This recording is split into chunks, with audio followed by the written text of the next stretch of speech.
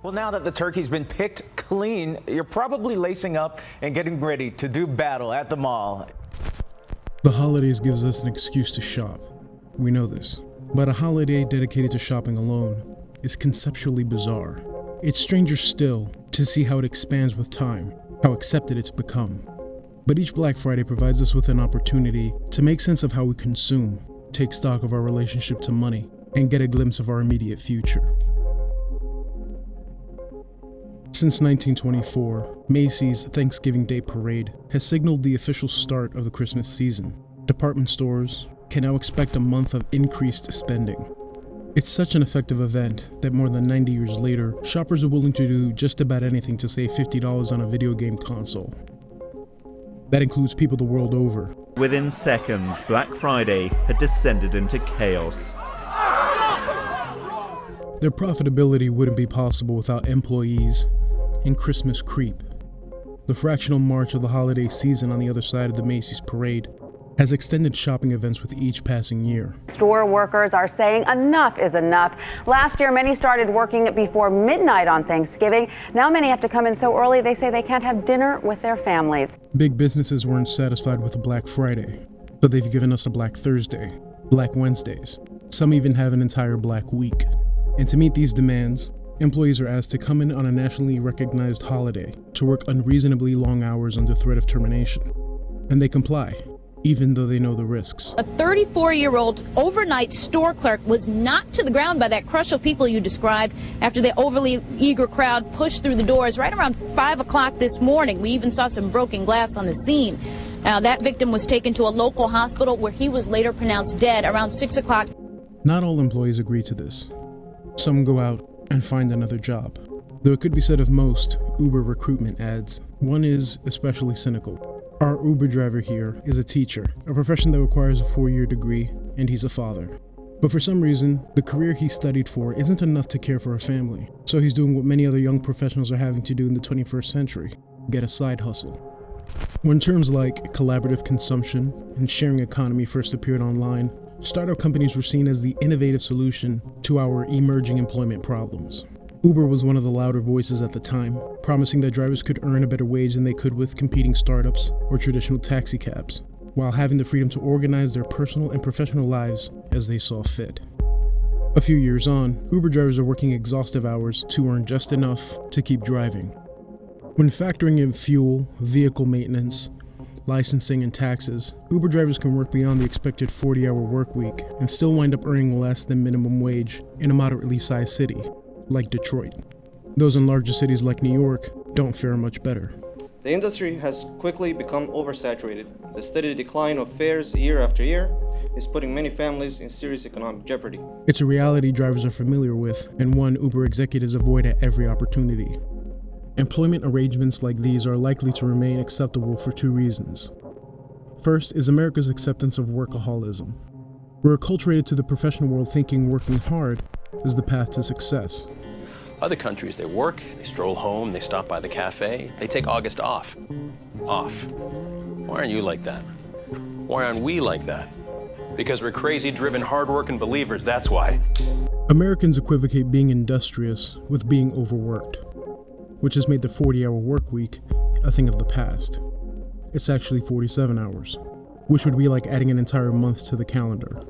And that's without including the $236 billion worth of vacation days that went untouched in 2016, or the hours spent working from home every night.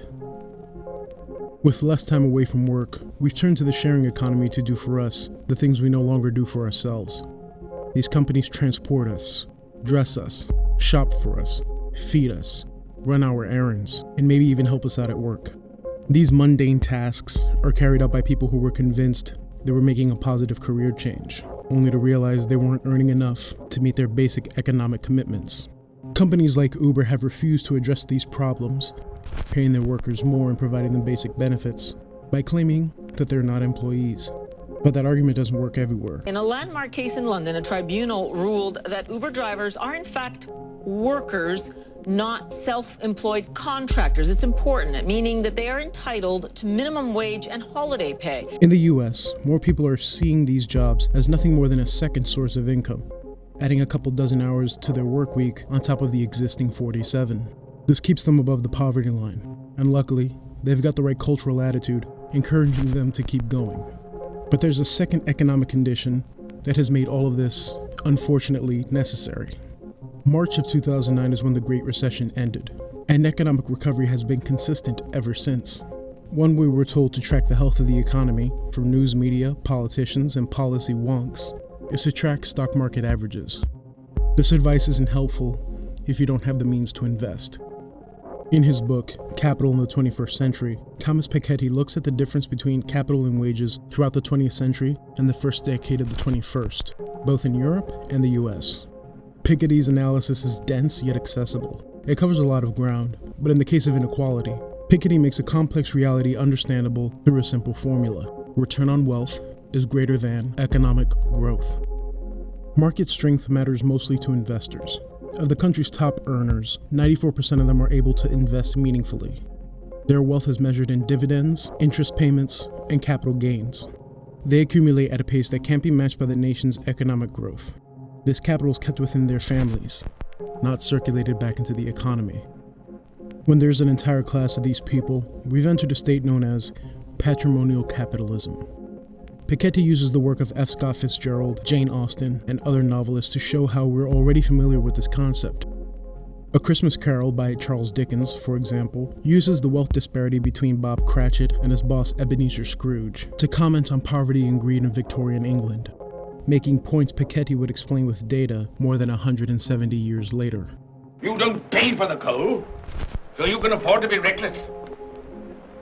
Therefore, very evident to me, sir, you know, that my interest is not your interest.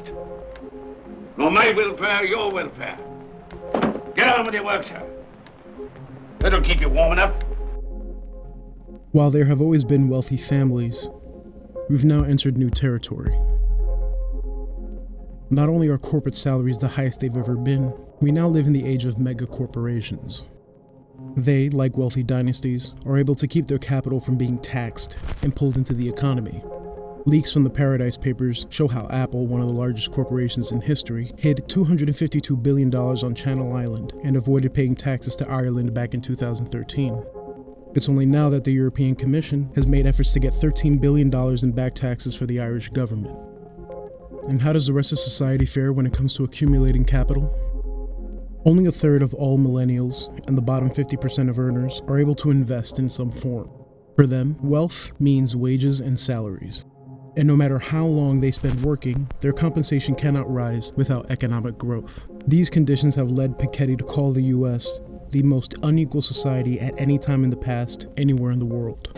Some countries have been able to build more inclusive institutions than others. So this is, both in the educational domain. So like in Nordic European countries, although they are in fierce competition with one another, including for their tax system, they have been able to keep pretty inclusive system of investment in skills, so that well, not everybody is going to Harvard, but still they most very large part of the population have access to high skills and at the end of the day high paying jobs and in other domain as well. I guess institution regarding the financing of political parties and political life, is certainly one of the important difference between a number of European countries and the United States these days. So there are very different social, legal, educational, fiscal institutions that can make that can make a huge difference at the end of the day in terms of inequality dynamics. When you consider that just 3 Americans have as much wealth as half the country, Piketty's position is hard to argue with. By now, our Uber driver's probably feeling a little dejected. Patrimonial capitalism has made it impossible to live off teaching, and no matter how productive he is with that side hustle, it'll never be enough to address any financial troubles that made it necessary in the first place. He's now learning that it's mathematically impossible to labor and save his way into a new economic class. Piketty's solution to this is too idealistic to actually be seen through, almost to the point that musing about a global tax on wealth feels like a waste of time. And for many people in the US, it wouldn't matter, because we're so accustomed to the idea that working hard is the key to bridging the wealth divide, despite the numbers saying something much different. It's as if these jobs aren't designed to support people, but to provide them with the means to earn just enough for a completely different purpose. Thanks for watching. Black Friday is weird on its own, but a better understanding of taxation and the shifting job market over the past 17 years puts this weird holiday in a whole new perspective. If you must get some shopping done this weekend, please consider supporting a small business, especially if it's a brick and mortar store where they employ locals. These places rely on your patronage to stay open, and they invest right back into your area in ways corporations don't. I know this essay stands out from the rest of this channel so far, but hopefully you got something out of it. But what comes next will definitely feel a little more familiar.